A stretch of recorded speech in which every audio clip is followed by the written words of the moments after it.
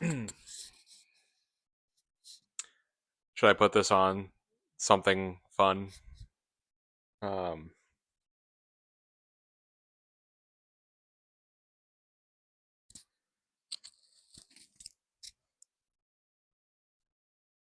Today's video, we are talking about why you should go to a retro game convention, regardless of if you are a retro gamer or not. Now, if you consider yourself a retro gamer, odds are really good that you're probably already attending these things. But if you don't consider yourself a retro gamer, well, I was there not too long ago.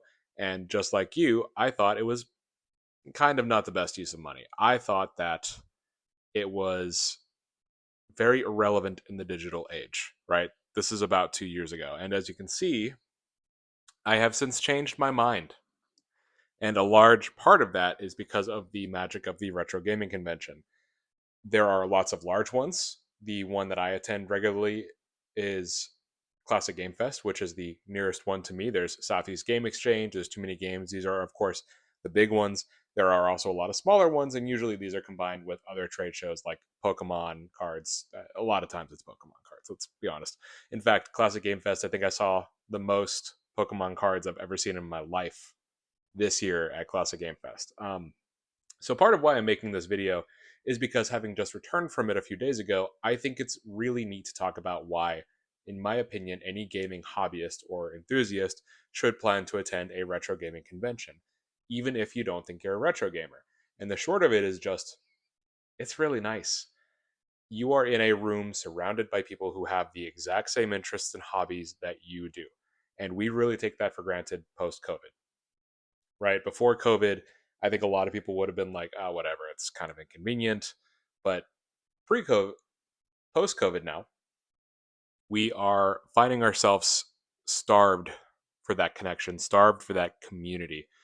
And Classic Game Fest, Southeast Game Exchange, the rest, these all provide us that really lovely connection that we also crave. And it shows us that we're not crazy, especially when you see the prices of some of the things you have to buy in order to fill out your collection.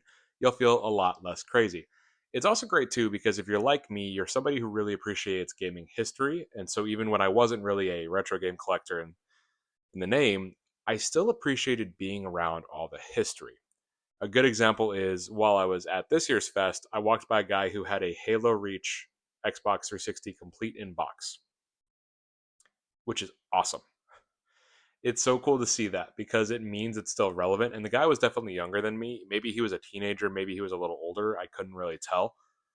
But it was so cool seeing something that I revered so much still get a chance at life. It's not junk, it's not trash, it's a value treasure. Now, if you are a retro gaming collector, then you already have plenty of reasons to come to these things. Enjoy the community, enjoy the history, see things you didn't think you'd ever get to see in real life. The first time you see a complete in box Earthbound, your jaw will drop, mostly at the price tag, but also because it's cool to see.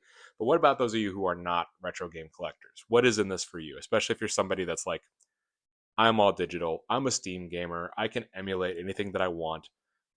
I get that.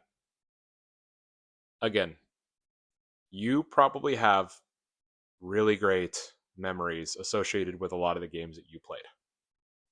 Turns out a lot of other people do too.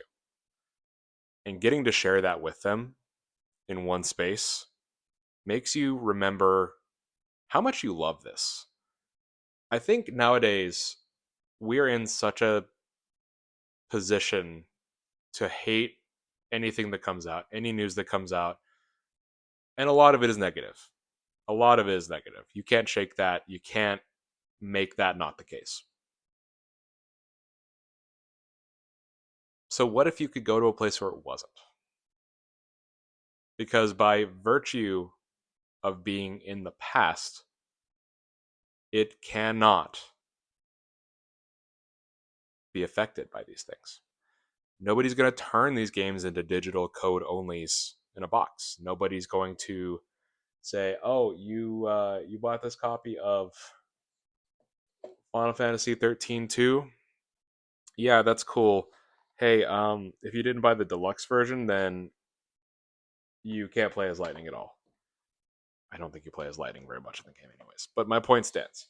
Right. And naturally, some of these games did some scummy things in their time, especially in the ones with this lovely little EA on the spine. But I don't know, man. Just getting to see all of the history of gaming all in one place and rifle through it and talk to enthusiasts, talk to vendors, get to know how they are, how they operate, really makes you appreciate the hobby much more. And you'll come back recharged and rested and ready to enjoy gaming again and maybe even play some of those older classics. Again, for me, when I came back the first year that I went, I think, oh, I just hit 10,000 steps. I'm confused too. I think that first year I went and I cultivated my love of history even more is when I started emulating more and I started really delving into the backlog of games that I had already played before and I wanted to revisit.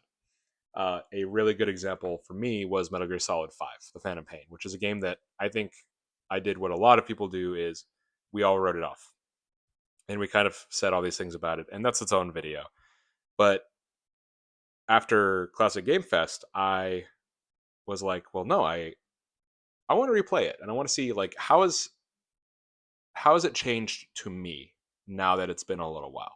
And can I take the nostalgia glasses off, or I guess reverse nostalgia glasses in this case? And I found not only that I enjoyed it so much more than the first time around, but I also found that I was more willing to meet it halfway, and it ended up becoming my favorite game of all time. Whereas previously it had been Metal Gear Solid 3.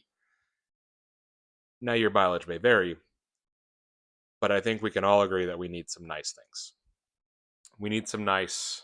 My battery good. We need some nice news. We need just something to feel good about. And retro gaming is one of those things. And I really do think whether you're a retro gamer or not, you need to go to one of these conventions and you need to just experience it. You need to experience being with people who are happy about gaming, who want to be around games. They want to be around so many games. Talk to vendors. One of our best friends, Tommy, well, he's our best friend. But a dear friend of ours, Tommy, he runs Dandy Trading Company out of Austin. We love talking to him, and I just love hearing him talk about the art of selling and trading games. I think it's really cool, and it's a side that I don't ever get to really see, and it gives me a whole new perspective on what these things really mean to me. So hopefully, something in here stuck out to you.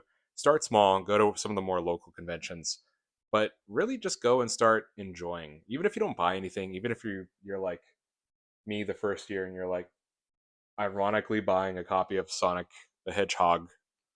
The thing that I said when I bought this is I said, I'm getting one more off the streets.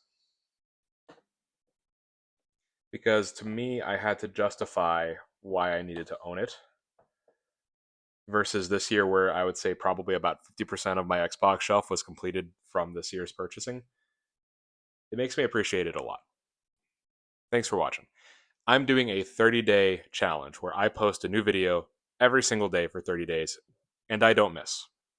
Even if I get crazy food poisoning or I guess lettuce poisoning now, I will be uploading a video once a day for 30 days. This is day one of 30. If you think that's cool, if you like hearing me yap, please subscribe, please like, please watch these videos sequentially if you can, because I have a lot to say. I don't have a lot of time to edit. I've been trying. You can probably see some of the older stuff on my channel. And I've been trying and I think I can do a good job, but I don't think I have the time budget for that going forward. So this is going to be what I do and I hope that it works.